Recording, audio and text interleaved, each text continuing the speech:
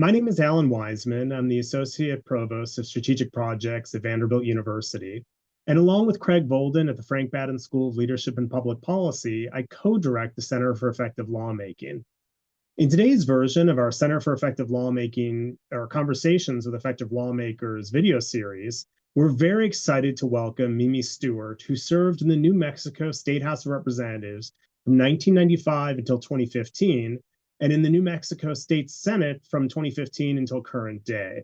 She currently represents State Senate District 17, which comprises portions of Albuquerque, and she also currently serves as the Senate's president pro tempore.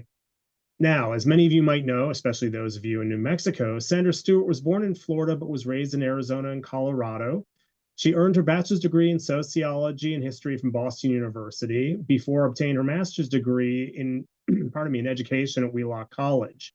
She moved with her family to Albuquerque in 1978, where she spent more than 30 years in the public school system with an emphasis on elementary special education. Now, from her earliest days in the state legislature, Representative Stewart truly showed great promise as an effective lawmaker. As some of you are familiar with our data on state legislative effectiveness can attest, our data on New Mexico goes back to the 1997-1998 legislative term. And according to our data, in every one of the 13 legislative terms since then Representative and now currently Senator Stewart was rated among the top 10 most effective lawmakers in the Democratic Party in her legislative term. And on 3 occasions, she was actually recognized or ranked as the most effective lawmaker within the entire chamber in her legislative term. So President Pro Tempore Stewart, we're so excited to welcome you. Thanks so much for taking the time to join the Center for Effective Lawmaking on a conversation and interview. Well, and thank you so much for having me. Listening to my background, though, I'm already tired from all of that work. Well, we'll do our best to keep it fresh here. So, as we described to you a little bit earlier, our plan is that we're going to ask you a fairly general set of questions regarding your perspectives on the lawmaking process and your own background. And we'd really invite you to offer not only answers to the questions, but the extent to which you could provide any examples from your own career or other observations you've made about lawmaking in New Mexico, or more generally speaking. We'd really welcome those perspectives as well. All right. So just to kick things off, what I'd like to do is actually start with some questions really about your own background. And by that, I mean before you actually obtained elected office in New Mexico, and try to get a sense about how your own professional background shaped your approaches to lawmaking. So more specifically, Craig and I know our viewers would be really interested in hearing how your perspectives as a public school teacher influenced your decision to ultimately join public service in another forum, and that being as you became an elected legislator. Well, it's a long time ago. 1994 was when I first ran. But when I was teaching, and over my 30 years, I taught at 5 elementary schools in Albuquerque. I started teaching actually in Boston after I got my master's degree, but then moved here. So I joined the Albuquerque Teachers Federation in 1983 when I was teaching. And I got very active in that organization because we had trouble with all kinds of things in education. The year I got there and started working for the Albuquerque Public Schools, that year, they stopped doing any kind of early childhood endorsement, and they also stopped requiring any outside educations like CLE credits. So it seemed like the education community did not like those issues. And the Albuquerque Teachers Federation actually came to me and asked me if I would work for them for a few years. I was a FedRep, a Federation representative. So I represented whichever school I was in at the Albuquerque Teachers Federation. So for 3 years in the late 80s and early 90s. I stopped teaching for 3 years and worked for the Albuquerque Teachers Federation. And as part of that, I had to lobby the legislature about funding for education. So it was such an eye-opener for me to talk to legislators that had served for 20 or more years, and they had no idea how we funded the public schools. We have a state equalization guarantee funding formula that's been the envy of many states because it has worked so well. We're a very rural and urban state, and we're also a very poor state. We have the second highest rate among students. So we were struggling back then, as we still are. So in my lobbying work, it was just so shocking to me to realize that we had legislators in charge of the funding for education that were so ill-informed. And during that time, I got to know some of the legislators. And in 1992, I had 4 state senators ask me to run for office. So I did that, and I lost, and then I got fired by the union. They didn't like me running for office, but I went back to teaching, and it was much better to be a teacher than be a Fed rep or a union representative, let me tell you. So 2 years later, the teachers union came back to me and said, "We were wrong and you were right. We want you to run for the House." And I said, "Well, will you get my petition signatures and give me a little money to start?" And they said yes. And hence 31 years later, I'm still there. And my work with the union had become political. I had become what's called the COPE committee chair, the Committee on Political Education. So I had gotten to know the players in Santa Fe in the legislature, and I was firmly committed to help our education community. So that's really what got me started. I was at a school that we'd had 4 different principals in 5 years. And the last principal was fired because she slapped a parent. Hmm. Yeah, it's pretty shocking. Another principal that we had was a bodybuilder. So, at an elementary school back then, it was mostly women. So we had fun looking at our principal, but he didn't know much about education. So I really felt that we needed more focus on education in all kinds of ways. And that's really why I still serve, is because of education. Fantastic. So let me second the thanks that Alan gave for joining us today, and for that background. It sounds like when you entered the legislature, you already had quite a bit of knowledge about how things were going and what legislators were informed about, and some areas that you were interested in. In particular, when you think back to that first term, was there, one particular issue or set of bills in education that you were interested in moving forward at that time? Not originally. It was just it was such an experience because when you get elected, we have these extremely short sessions. In even numbered years, we go for 60-day, and odd numbered years, we go for 30 days. I think I just reversed that. And so here I was teaching. And remember, we also don't get paid as legislators in New Mexico. I had to keep my day job, and I wanted to. So here I was teaching, and I had to leave my classroom the first year for 60 days. That was very difficult to do. And eventually what happened was that I got a dedicated substitute. I got a retired teacher who was willing to work with me and come into my classroom and get to know the kids and do that every year at that same time.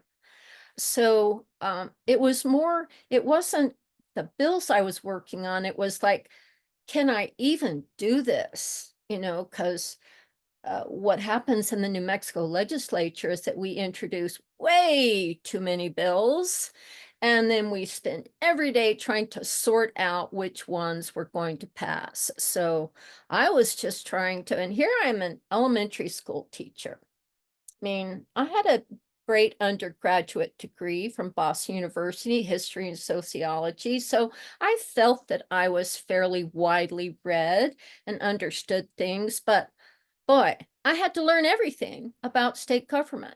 So I spent my early years trying to learn about state government and all of those issues that I hadn't really dealt with before. So it was an intense education to begin with. And I didn't start doing education bills for a few years. And then I never stopped.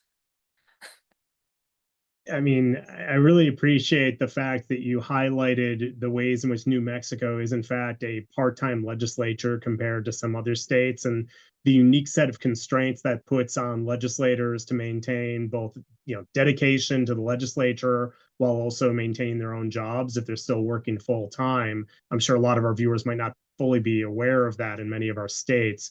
I am curious, though, I mean, just the way you just described things, upon being first elected, um, in your earliest days in the House of Representatives, what were they like in terms of orientation opportunities? Was there any meaningful orientation program? Is there now?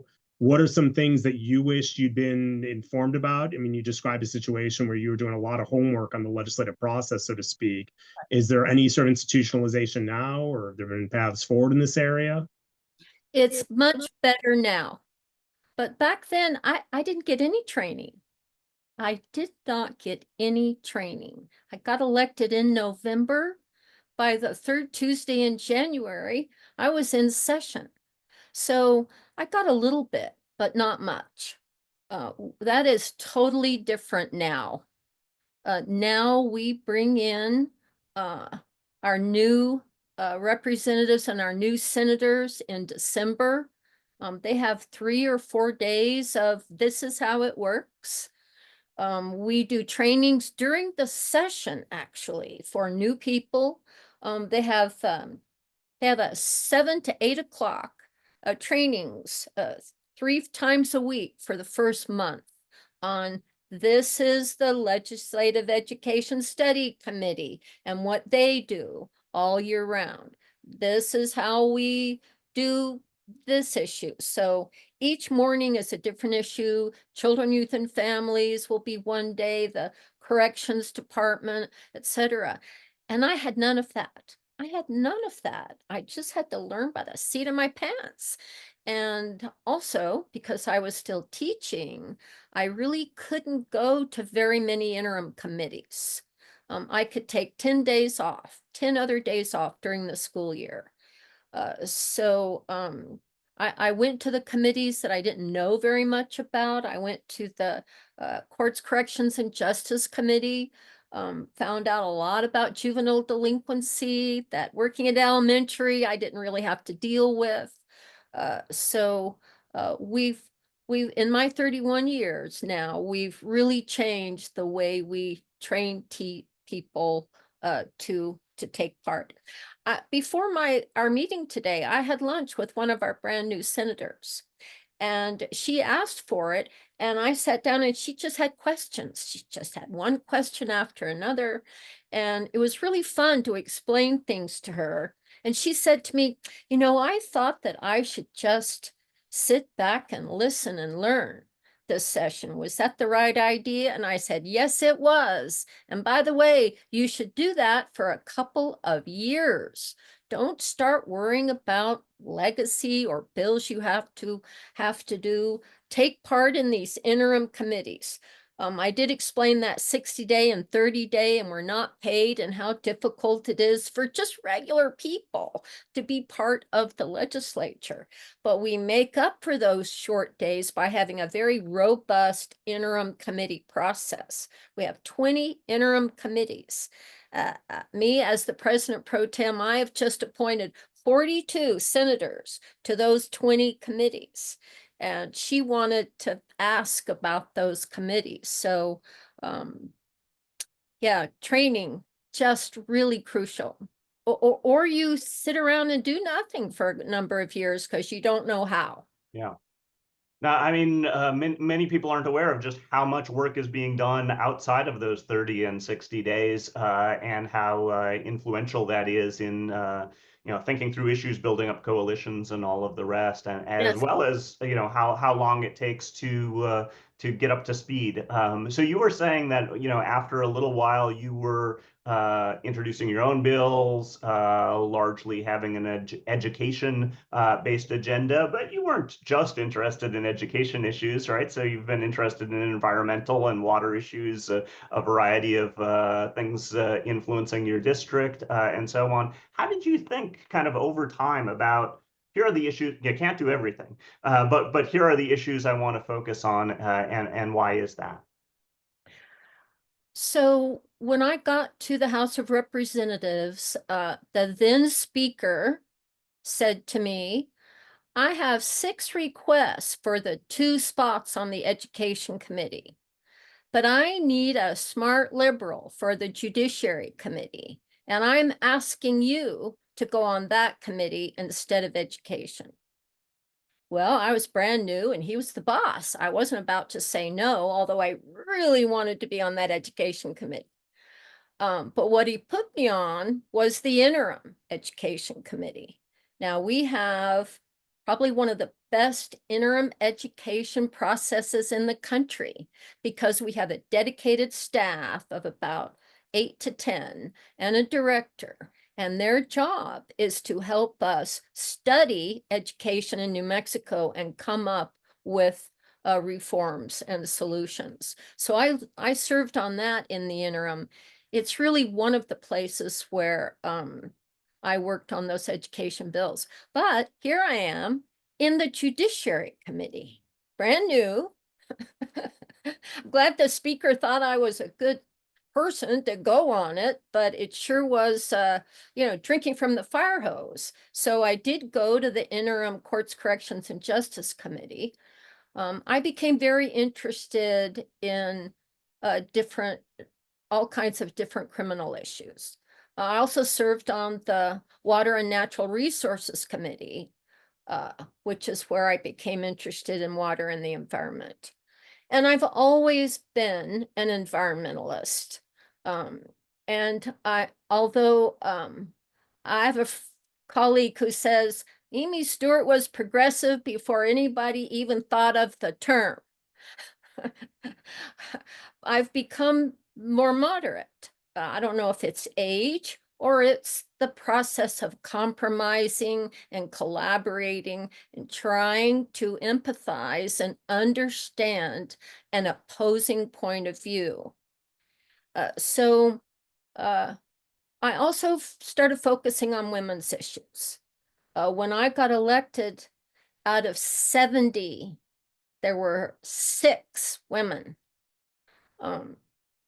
We had so many issues around women and corrections and other things. We had a backlog of 5,000 rape kits that were not tested over a period of a decade.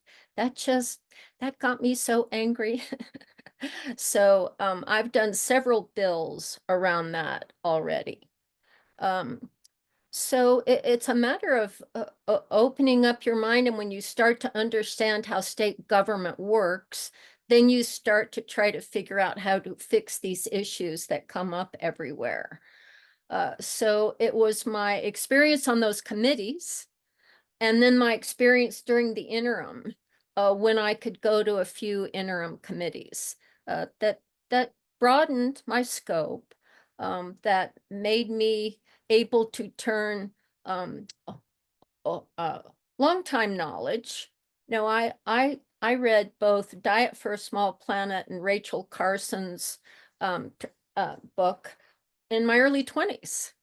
I had been, I also in my early 20s, I lived for a year on a organic vegetable farm. It was so much fun. I still grow plants and vegetables and everything. So I felt like I was finally bringing my full self when I started getting involved in water and the environment and women's issues and good government issues and education. Those continue to be the areas where I work in. And this is really helpful, and you actually touched on a couple of themes in your response to Craig that it really teased me up for my next question. Just thinking about having served in the New Mexico legislature for 30 years, you obviously held a number of roles, and by that I mean as a member or chair on various committees, your seats on various interim committees. And given your perspective, especially having served in the House, the Senate, your current leadership role in the Senate, I'd be curious to get your perspective on how well you think the legislature in New Mexico is organized at present to raise and engage and address public policy challenges facing constituents. So we've been hearing for a number of years from advocacy groups that they think we should modernize. And we agree, we agree. I mean, I had a bill to extend the length of our sessions when I was in the House. It lost by 1 vote. When I was in the House for 20 years, we passed 2 constitutional amendments to actually give us a salary. We lost both of those.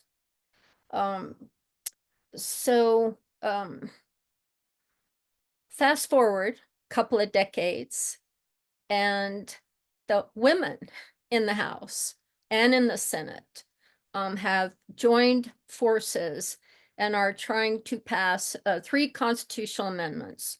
One, to set us up to get a salary. 2, to extend the length of the sessions. And then one item that we decided we didn't need a constitutional amendment for the last 2 years, we actually are providing every legislator with an interim staff, because not only do we not get paid and don't have offices, we don't have any dedicated staff until we're in the session. When I first got there in this session, I had a secretary that I shared with someone else. That was my staff. So I worked without staff for 24 years. In the Senate, before I became the pro tem, I was the whip. I actually got an analyst when I was a whip. Now that I'm the pro tem, I have a chief of staff and an analyst and a secretary. So everybody's jealous of me now. They say, look how much work she's getting done. We need staff. So everybody now can have a full-time or part-time staff for the interim to help with constituent needs, to help in the district, not for the session, but in the district. So not everybody has hired one. I'm not going to. I don't need another person. But that at least has started to modernize it. When I was talking to some folks about the constitutional amendment to extend the length of time, they said to me, not until we're paid. Because just think, I'm retired now. I can do this full time, and I do. But if you're working, and we all have to work because we're not getting paid, which job will give you 2 months off 1 year, 1 month off the next year, and up to 20 or 30 days for the rest of the year to do your committee work? Not too many places. And so we are on a path to modernize ourselves by setting a salary and extending the length of the session.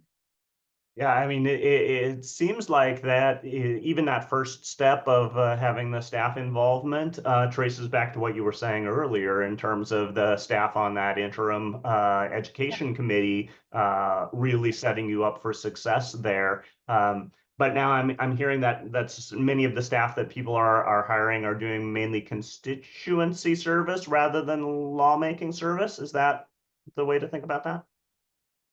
Well, that's what people wanted. They Hmm. want help with the the the constant email and phone calls and Hmm. letters from constituents. So that's really what they were hired for. Now, a lot of people are using them for policy research and helping them with bills that they're thinking about or that we had before or need to be reformed. So they're using them as kind of a generalized staff and Hmm. very happy about it. Very happy about it. Great. So there isn't a restriction on how you can use these staff members. There's some restrictions. Um, uh, they can't be political. Hmm. I mean, here we are in a political process, but these staff are being paid by the taxpayers. And it's important that they don't do highly partisan things. Yeah, they're going to work for Republicans, they're going to work for Democrats, but we serve everyone. Hmm. You know, I have plenty of Republicans that I work with in my district, so the staff can't be highly partisan. And we've already had to kind of rein some folks in with that. Hmm. That, I mean, that leads directly into a question that we've had just about how bipartisanship has been functioning in New Mexico. You have a multi-decade experience there. What were the relations between Democrats and Republicans when you first arrived, and how have they evolved over time? Such an interesting question. This one I've really thought about. So when I got here 30 years ago, I didn't pay any attention to the Republicans. We had 70 members. That's a lot of people. There were, I think there were like, I think it was like 40 to 30 or a little bit less than that, 38 to, anyway, we had 5 or 6 more Democrats than Republicans because it was so big and I was trying to learn. You know, sure, they were on the committees, you know, I knew who they were, but I didn't bother getting to know them. I didn't bother reaching out and working with them. And now I do that all the time. And in my role, the president pro tempore is for the entire Senate. Yes, I'm elected by my caucus, but that doesn't stand. I'm not elected until the full body convenes on opening day. And I have to be elected by Republicans and Democrats. So it's just kind of like I've grown up. And I've grown into the job. And I've had several Republican colleagues that we were so closely aligned. We did bills together. Senator Gay Kernan, who is also a teacher from Hobbs, she left last year, but she and I have done numerous education bills together. Craig Brandt, who is a Republican from the West Side, who serves on that interim LESC. We're very simpatico and we've done bills together. The majority leader and I work with the minority leader and the minority whip very closely. We met with them. So the minority leader and the whip of the Republican caucuses, they're both brand new. Now, they're not brand new people. They're two people that both the majority leader and I worked with for many years, but now they're in leadership. So they were like, how do we do this? How do we put people on committees? How do we, do this? We said, oh, well, let's meet.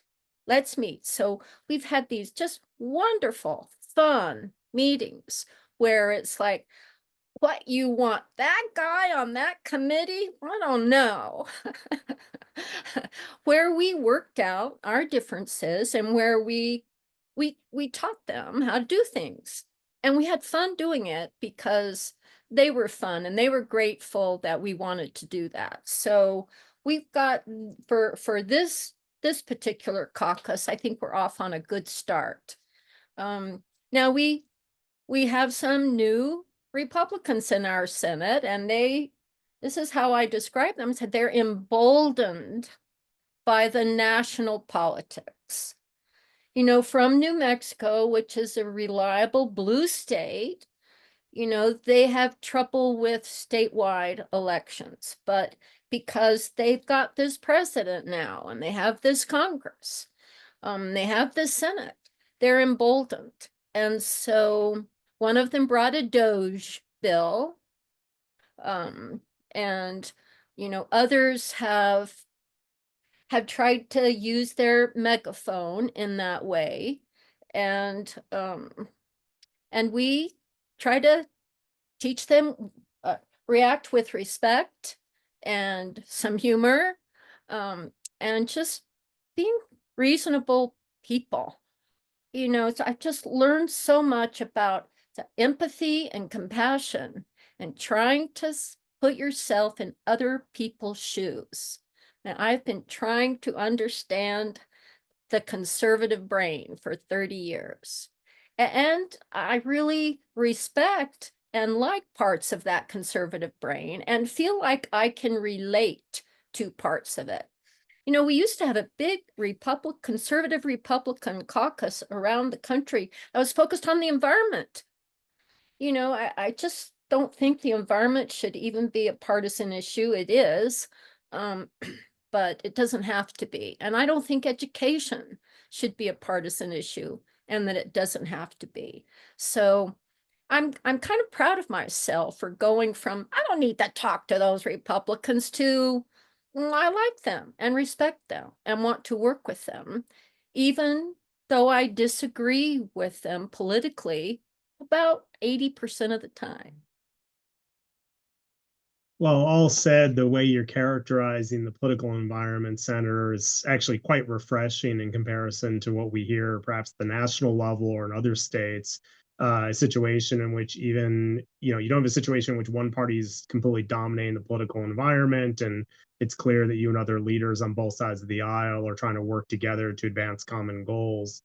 I guess loosely related to that point, Craig and I'd also be interested in hearing your perspectives on the evolution of your thinking about the lawmaking process and its relationship in the House and the Senate. So the bicameral nature of lawmaking, having served in the House and now the Senate, where do you see House Senate relations in New Mexico in general at the moment, how they evolved? Given your past experience in the House, for example, do you feel that your bills or bills you've sponsored in the past in the Senate, are they more likely to receive a warm welcome upon arriving in the House? Are you actively cultivating coalition partners in the other chamber at the time you're developing your own ideas? I'd just really be interested in your perspectives on this. Well, so what a great question. And things are so different now than they used to be. And I will tell you that the answer to the issue of the chambers working together is so dependent on who's there.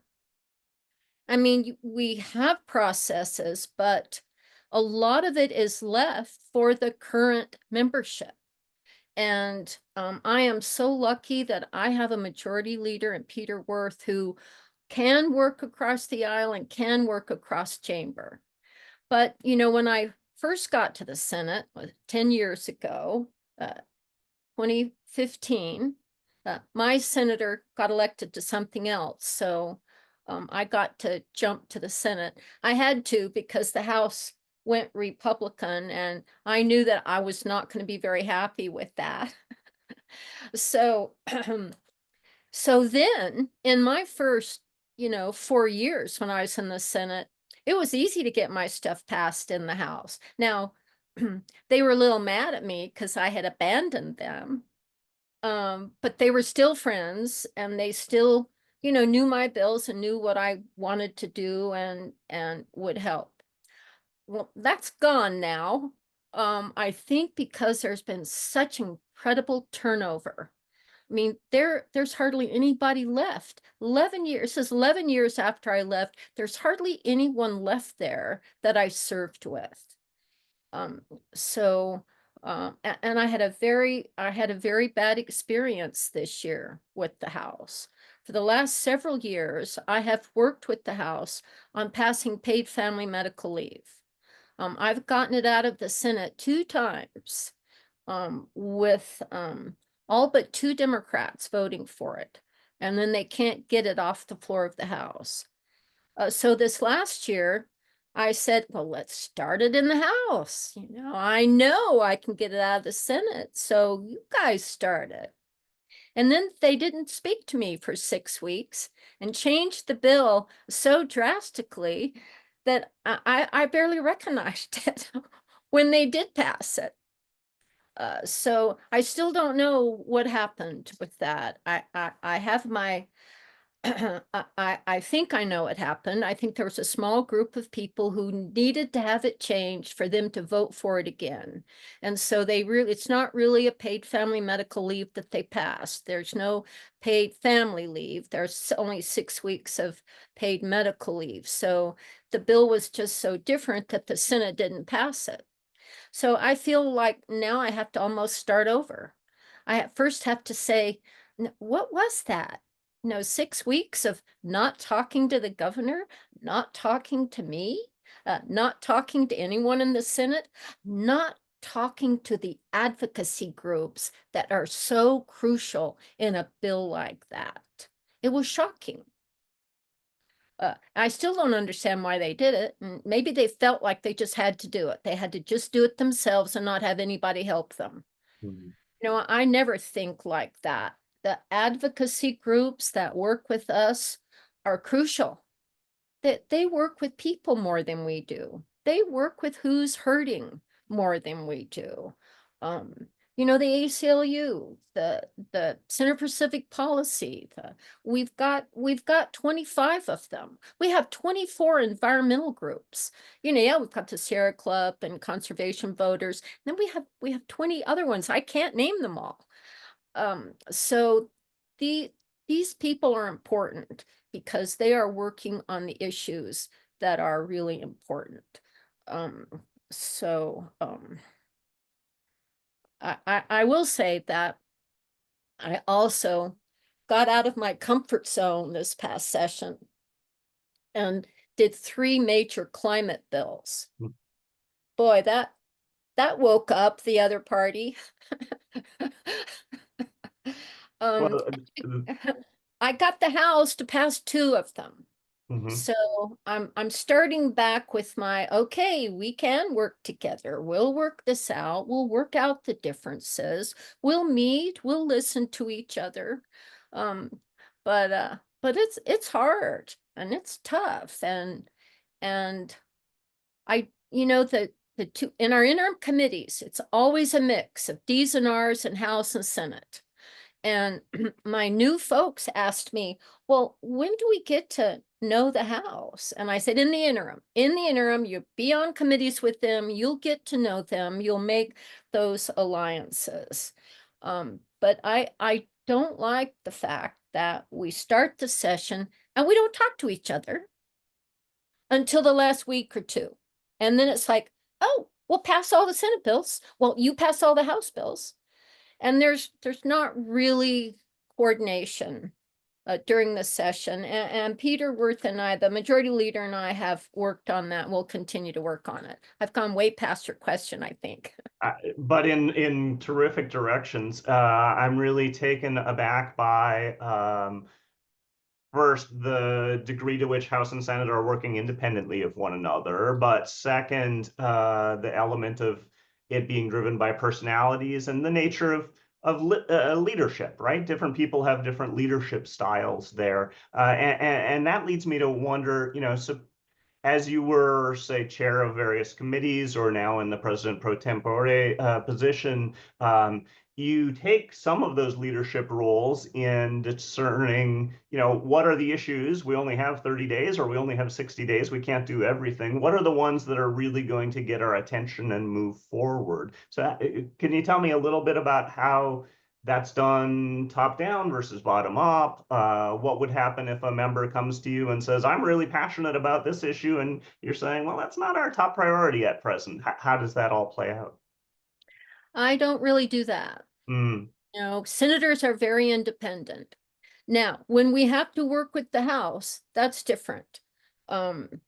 We, in fact, did a better job in the interim of working with the House. And part of that was the governor.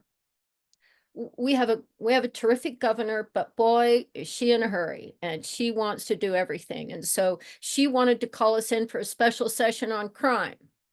Well, you imagine the advocacy groups who say, what are you doing? What are you going to be doing with these people? And we didn't have anything solid. And so we basically said no to her. And she was so not happy and trashed us publicly. It was bad. But the House and the Senate then settled down, and we got 3 or 4 bills that were just so impactful. And we made the decision between the 2 chambers to pass them in the first 30 days. And we did that. It was shocking. Most of the time, everything passes in the last week. In the first 30 days, we passed an incredible behavioral health bill where we divided up the state in 5 regions and gave money to police, judiciary, behavioral health, advocacy groups in that area to come up with a plan to deal with homelessness and the drug abuse that we're seeing in the crime. And we put money into it, money for the police, for the judiciary. It's for behavioral health. We put money in for actually buildings or leasing, so you can do it now, to set up these behavioral health programs. That's what we did in the Senate, and we did a trust fund. In the House, they put 8 different crime bills together, but what they worked on is the issue around competency. That was the biggest problem, and they fixed that. And so in the first 30 days, they passed that, we passed ours, they crossed over, and they both passed. And I'm the most proud about that in the session, because that took those 2 chambers. So we do have examples when we overcome these issues. I know before the election, I heard this comment by some of the House Democrats who saying, yeah, the Republicans are a problem to work with, but the real enemy is the Senate. What are you talking about? We can't get our bills out of judiciary. It's like, oh, okay, that's what you're talking about. So this really worked this year. Now the second half didn't work so well. That's when the paid family medical leave fell apart and several other things fell apart. So it's kind of like we need 4 months to work together before we go to the session. That's what we had this year. We don't have that every year. I want to shift gears slightly, Senator, to get your perspective on the ways in which the New Mexico legislature has evolved over the years that you've been there. And more specifically, as observers of legislative politics and gender and politics in particular know, New Mexico has now passed the threshold of an even split among the number of men and women who are serving in the House. And it's also actually a majority female legislature when you combine the 2 chambers. So at the Center for Effective Lawmaking, Craig and I and many of our faculty affiliates are actually quite interested in the different legislative experiences and strategies and achievements of male and female legislators, both in the U.S. Congress and other state legislative environments. And I'd be curious to hear your perspective, especially given you started off, or a little bit earlier in the conversation, you pointed out that when you were first elected to the State House, of the 70 legislators, only 6 of them are women. So I'd be curious just, really to hear your reactions or thoughts about how there, or how, if any, there might be differences in approaches to lawmaking, legislative strategies, the perspectives that men and women bring to the legislative process based on your own observations or evolution of the chamber across time. That's a very interesting question. These are all interesting questions. I'm so glad I'm talking to you today. So there's a lot of pros and there's a few cons. So we got 6 new women in the Senate this year. Let's see, of those, So it's 5 new women, one woman replaced another woman. It just felt better to me on the floor of the Senate. It was lighter. There was more chatter among the women legislators. There's, it just still feels like a man's world in that body. And interestingly, this brand new woman senator that I had lunch with today, she said to me, she said, I think that the people respond differently to a male chair and a female chair. And I said, yes, they do. And so there's just misogyny, it's hard to get around it. And as I said, I just think the other party is more emboldened now, and they're just being more emboldened with everything that they're doing. So yeah, the House, majority women, the con I'm seeing is that they're all new. I mean, this has happened over the last like 3 cycles. And, I was in the House for 20 years. It's every other year you're running. I mean, you can't ever forget about the campaign. So because they're so new, I mean, I'm talking about the whole House is like so new. I mean, I don't recognize them all. That is a very strange feeling. It's like, what? Who are you? So they don't know what they're doing. They don't know what they don't know. And what they do know about all of this is not fleshed out, is not detailed, is not oriented towards doing something about it. So I don't see real significant things coming out of the House. I just think there's more significant things coming out of the Senate, in part because we've just been there longer. I mean, we run every 4 years, and it just gives us a few years where we don't have to worry about that, where we can really focus on how to make these bills better, how to come up with better solutions. So, in my 20 years in the House, my 10 in the Senate, I have had to learn to work with men that I did not respect and did not like. And that's hard to do. And you've heard me talk about the change over 30 years where I can do that more. I can understand and be more empathetic and compassionate to people with opposing views. But when they're not nice, with their opposing views, it makes it more difficult. So I think with more women, you get more collaboration, you get more compassion, and also they care about what I care about, kids, education, schooling, women's issues, the environment and climate. What are we doing? So to me, it was like when some of these new people came in and I said, well, I'm doing these strong climate bills, sign me up. Well, thank you. And put me on the committee to where you need me to vote for that. So I think the level of policy gets elevated when you have more of an equal split between men and women. I mean, I'm not saying men don't care about kids and education, but, women care more than they do about it. It's just the way it feels to me. They think about it more. It's more something they want to work on. So it's just better to have both men and women being part of these decisions. It would be much better if everybody had more experience and understanding and education.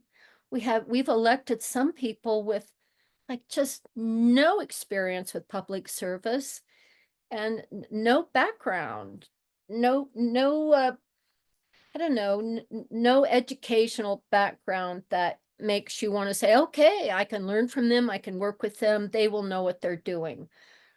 So I've had a few of my colleagues say to me recently, oh boy, you better stick around. I better too, because this new crop, who knows where they're going to go. So it's kind of like waves for me. I'm just through with the wave of all the new people we elected in 2020. And it's like, okay, they're starting to be all right. We've only lost a couple of them. They're starting to do get involved in things. And now we've got these new crop that, oh my gosh, they know nothing. I mean, it is fascinating that continually we're coming back to the learning curve that's involved in the ability to do good lawmaking, to do that legislative work. And a bit heartened to hear about the orientation and the new members, as well as the staffing that helps people get up to speed. One other issue I'd love to touch on for a little bit of time is the degree to which some of the issues you're confronting, climate and other states are working on as well. And so I'm wondering, do you look around and see what others are doing, or do you take your successes and highlight that for legislators in other states? How does that back and forth process work? So that also is different now than it used to be. When I first got elected, I thought I got to find some other progressives because I don't have anybody here speaking my language. So I did start going to NCSL.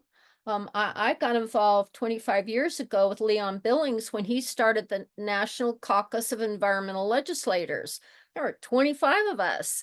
Now there's 1,000, and they have an annual meeting. I got at least 3 or 4 of my best environmental bills from going to the National Caucus of Environmental Legislators. So I also joined Will Wand. That's women legislators and women acting for new directions. They're no longer, I'm no longer part of it. I don't think they're in existence anymore. I got 3 or 4 of my bills from them. So in my first 20 years, I went to other states. I went to other trainings.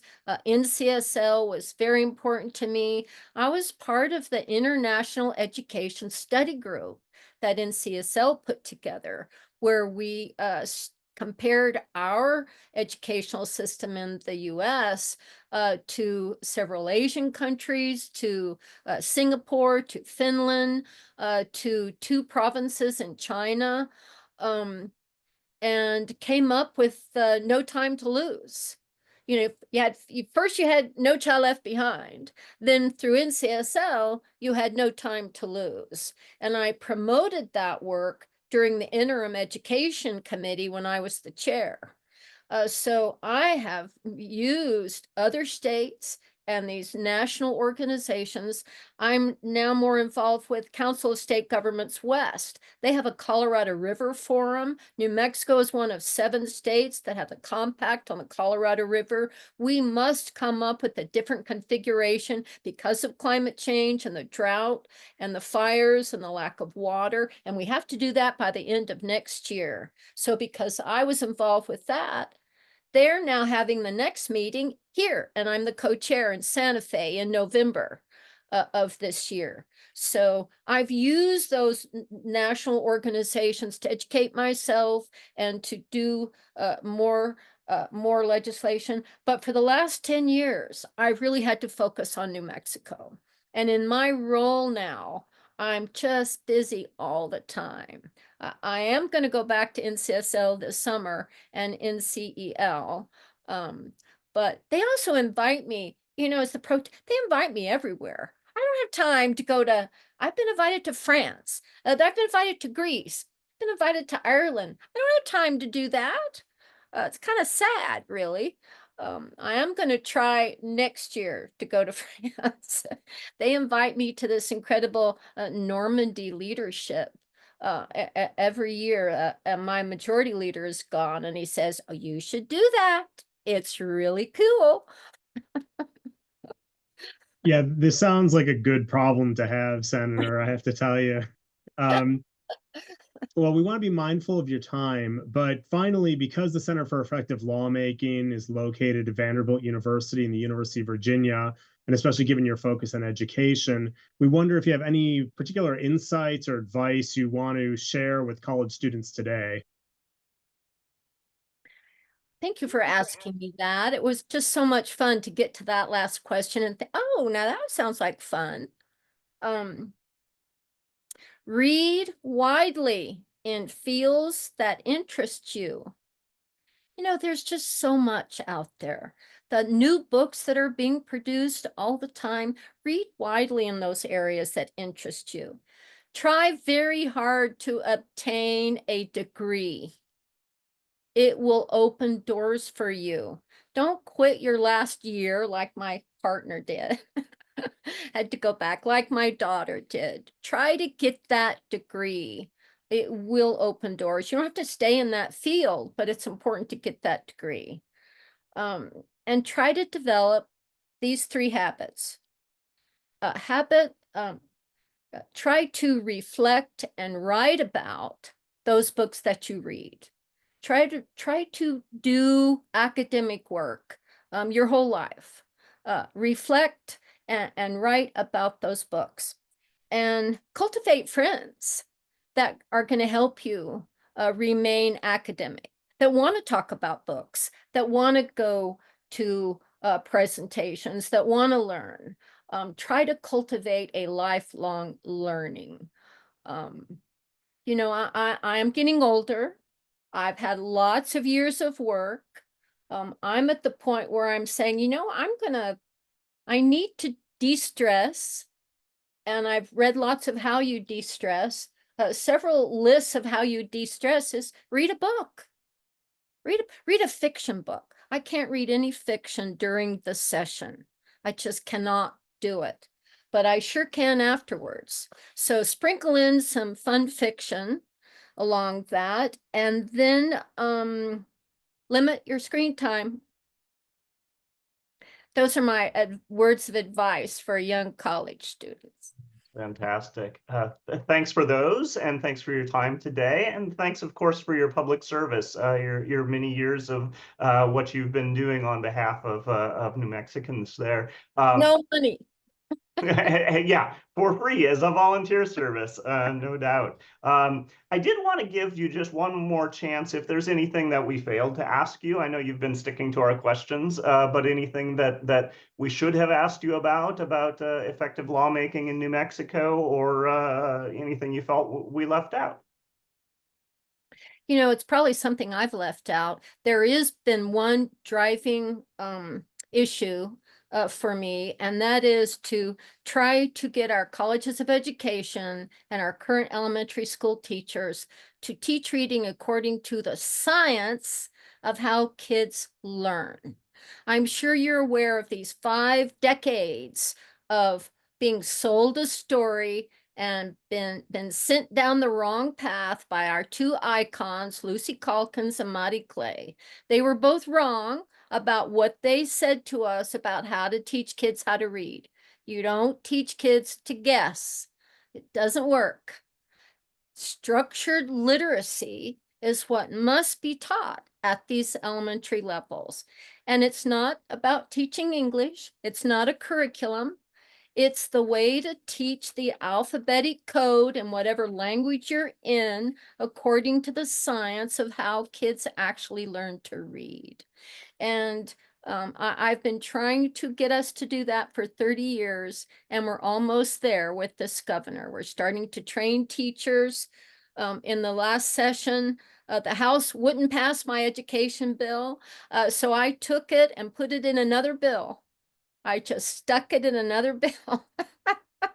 It's the first time I've done that. And of course, then on the last day, they copied us and did the same thing. But this is happening all over the country. And until we all step up, use our own research, 5 decades of research that shows us what to do, we're just being stupid. And other countries, we learned this in the international study group. They say to us, we just use your research. You have fantastic research. Yeah, we use it. Why don't you?